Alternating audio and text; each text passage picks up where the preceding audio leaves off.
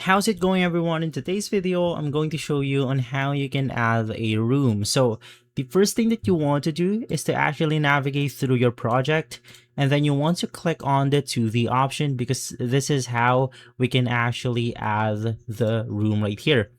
And basically right after, select the floor that you want to add the room into. In my case, it's going to be this one. And then let's click on build. Click on rooms, and then you want to select or navigate through the room template that you want to add onto your model. Now from here, you can of course adjust or split the room if you want to. But in my case, I'm just going to be opening it up by clicking on it, click on hide wall.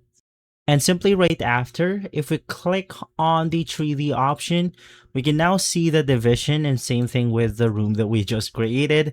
Now it's a little bit junky because of course you have to adjust it accordingly, but basically right after, that's simply how you do it. And so guys, if this video has been helpful, leave a like, subscribe, and follow us for more videos like this. Thanks for watching.